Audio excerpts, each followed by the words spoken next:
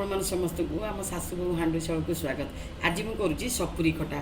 देखु मु सपुरी केमती काटी एमती सपुरी काटिकी एमती ग्रेटेड करी तापर मु खटा करी। एबे चलतु मु सपुरी केमती ग्रेटेड करुँची देखु देखु मु फाड़े सपुरी नहीं सेटा को केमती ग्रेट करके रखी पानी बाहर आउ सपुरी खटा कौन कौन सामग्री दरकार मुझे देखु देखु प्रथम छुंक देवाई किसी सुखिला लंका फुटण भेसुआ पत्र तेल रिफाइन तेल नेले चलिबो आउ चीनी सपुरी मिठा तेणु सपुरी अधारू अधा चीनी मुझे आपण आपण मिठा अनुसार ने आ लुण हलदी आ लास्ट ओह्लैला बेलू टे जीरा लंका गुंड सपुरी खटार पड़ो।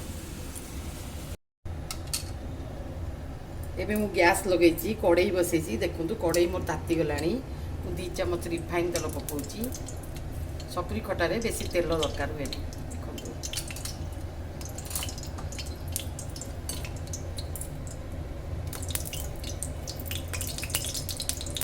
सुखिला लंका पकाउची फुटण पकाउची। सब खटा आइटम रे फुटण पकेबे जीरा पकेबेनी।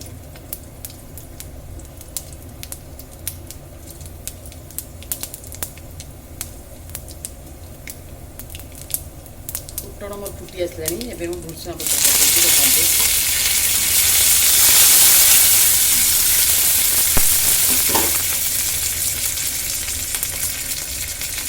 देखंतु चीनी जी नहीं जी पानी दूँ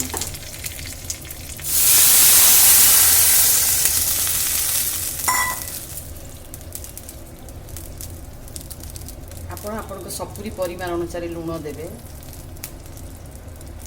आउटे हलदी दूची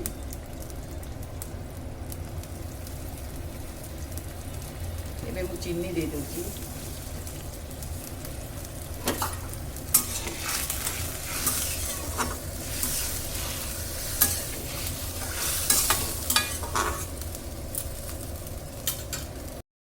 चीनी मोर देखो केमती मिलई गलानी। एबे मु सपुरी पकई दूची चीनी सिरा रे सपुरी पकई दूची। सपुर पानी अच्छी देखो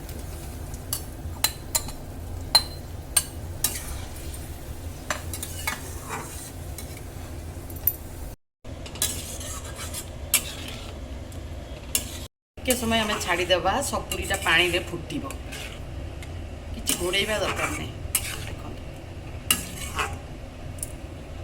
देखो आम सपुरी खटा केमती फुटुची देखो सपुरी आउ टिके पानी मरीगले सपुरी खटा आमर रेडी हो आउ टिके समय छाड़ीदेवा 1-2 मिनट। आपण मैंने चाहिए लंका गुंड पकड़े मुझे लंका गुंड पकईनी।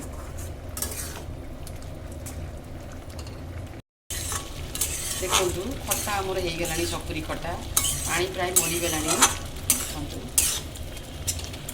एवं गैस बंद कर शेष को टिके जीरा लंका गुंड पकेबे।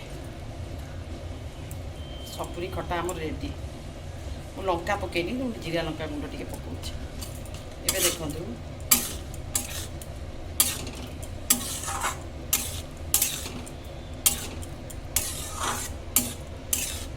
देखंतु आम सपुरी खटा पूरा रेडी हो गला। आपण माने थरे एमती निश्चय करिया को चेष्टा करंतु। आउ आम शाशु बो हांडी शाल को लाइक शेयर सब्सक्राइब करिया को भूलंतुनी। जय जगन्नाथ।